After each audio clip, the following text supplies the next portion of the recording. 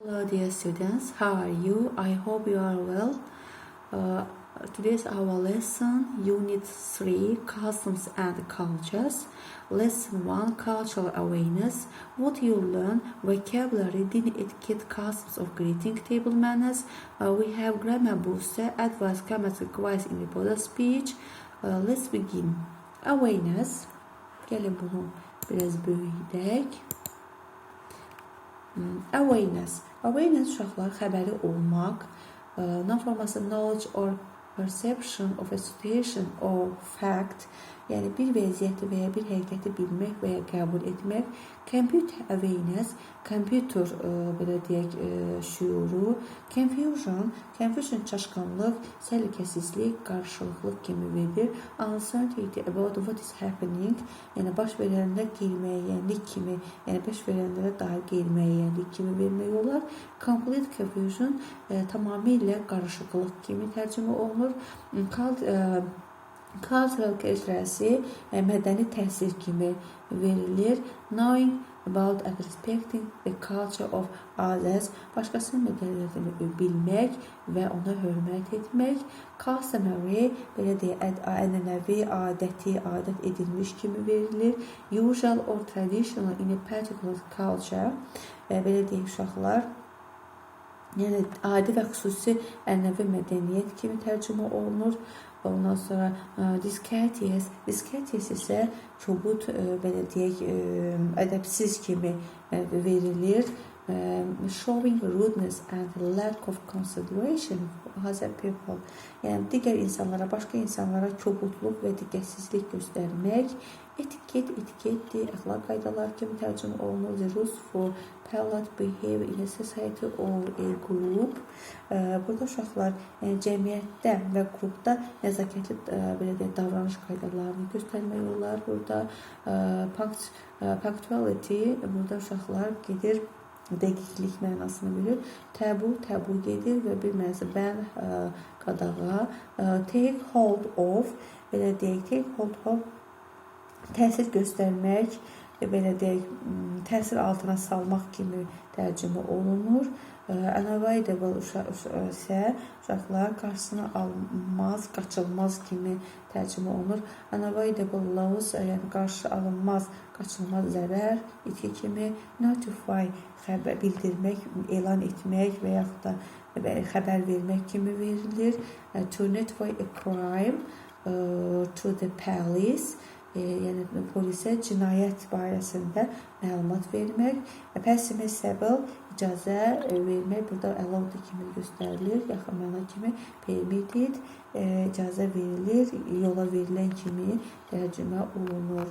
Bizim qaydımız burada listening speaking səhifə 88-də listening speaking grammar booster, grammatic quiz, advice in reported indirect speech. Dolayı nitqdir.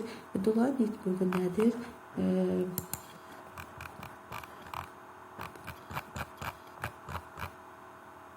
Grammatic quiz, advice in reported speech, indirect speech. What is reported speech? Which words we use in the reported speech? Change in reported speech. Yəni tutarlik nədir? Hansı feillər burada işlənir və dəyişdirilməsi, hansılar çevrilməsi necədir? In part of this lesson, we studied reported statements. Now we'll learn reported requests, advice are there in reported speech. Reported speech is when you tell somebody what you or another person said in the past. Direct speech and reported speech are not the same. We use reported speech, another person said but don't use their exact words.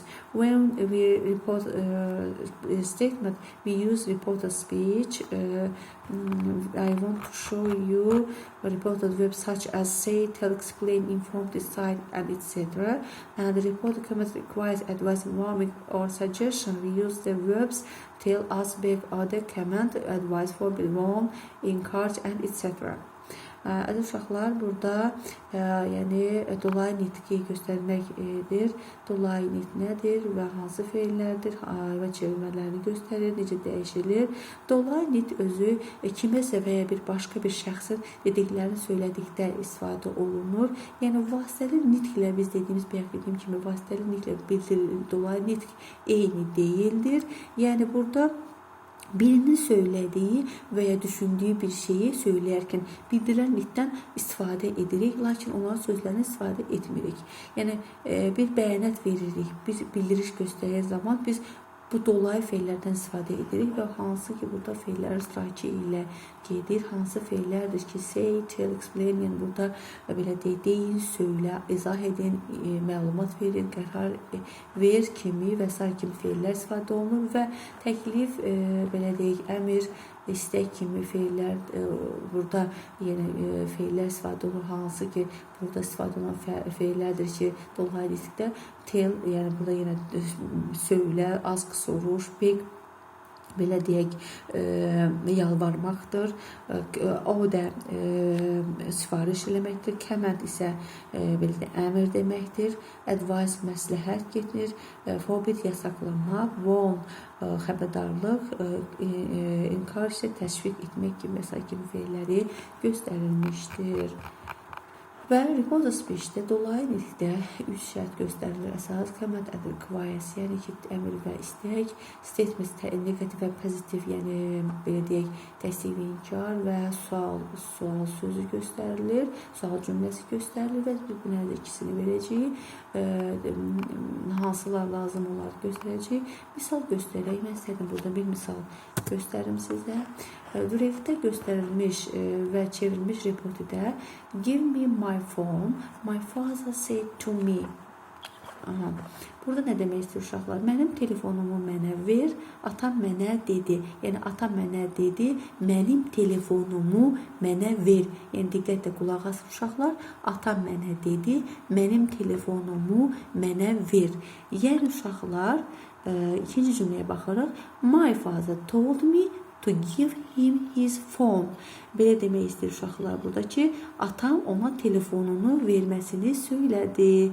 Yəni burada uşaqlar demək istəyir ki, ona telefonu verməsini söylədi demək nədir ki, burada görəcəyimiz, yəni sözlər, görəcəyimiz kimi, yəni ilk cümlədə, yəni birinci cümlədə mənə dolaylı, yəni dolaylı şəkildə anlatmamı, yəni o söyləyir və ona kimi tərcümə edilir, ona kimi çevrilir. Məsələn, mənə verdir, ona burada çevrilir ona. Gəlin onu rəngləyək. Yaşıl rəng olsun ki, siz seçə biləsiniz. Ona çevrildi. Telefonum, mənim telefonum, my phone. Gəlin bunu da bir rəngdə eləyək. Uşaqlar olsun bu rəng. Mənim telefonum isə uşaqlar my phone olacaqdır. O belə deyək, onun telefonu, yəni telefonum isə telefonun şəklini alacaqdır. Yəni his phone kimi veriləcəkdir. Gəlin bunu da bir rəngə verək. Deməli, mənim telefonum onun telefonu kimi qələmə alınır. Yəni baxın burada vəzifələrdən istifadə olunur. Him, her, us, them askla verilir və to. Yəni göstərir ki, burada to da vardır. Sonra uşaqlar, yəni bunun səbəbi ilk cümlədə, yəni birinci cümlədə uşaqlar bu olanlar atanın özü üçün istifadə olunan, yəni olunmasıdır. Yəni bu telefonun özü üçün istifadə olunmasıdır. Yəni mənim telefonumdur.